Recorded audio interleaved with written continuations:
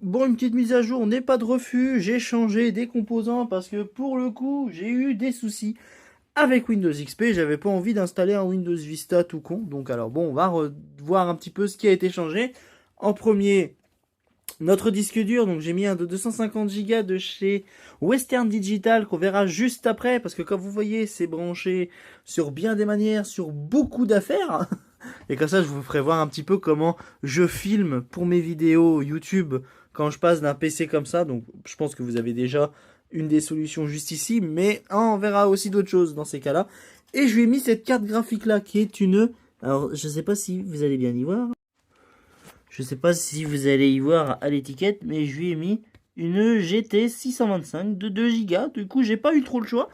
Parce que j'ai pas d'autres, du coup, carte graphique en HDMI, du coup, parce que pour le moment, mais je peux pas enregistrer du VGA ou de l'analogique autrement comme ça. Donc il y a un boîtier que je compte prendre plus tard. Mais bon, voilà. Donc sinon, au niveau de la RAM, ça n'a pas changé. J'ai même rajouté une petite pile, parce qu'il en avait bien besoin.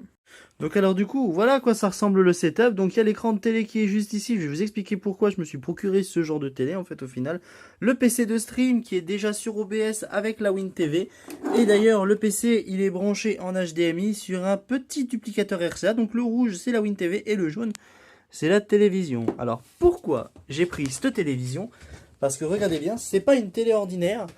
C'est un écran de PC. Et si j'ouvre le compartiment ici, voilà, donc voilà ce que j'ai en dessous. J'ai un port DVI-D et un port VGA tout simplement. Donc je peux le brancher directement dessus, mais je vais pas le brancher directement dessus. J'ai préféré brancher en RCA parce que ça m'évite de faire un double affichage.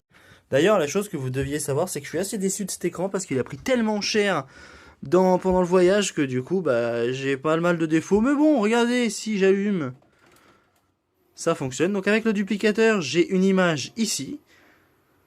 On va attendre qu'il nous affiche le BIOS. Voilà, et j'ai une image sur mon PC de stream. Comme ça me concentre un petit peu plus sur l'écran que j'ai ici, plutôt que ce petit écran là où des fois ça m'arrive de plisser les yeux. Donc du coup, je vais finir de faire les préparatifs, parce que du coup, le son, il rentre ici. Il sort de là pour aller à la télé, parce que pourquoi j'utilise aussi un duplicateur qu'on peut trouver à Electrodépôt. Voilà, si des fois vous voulez faire du multi-sound, on va dire. Donc voilà pour moi, hein. Je vais faire deux trois petits essais d'enregistrement.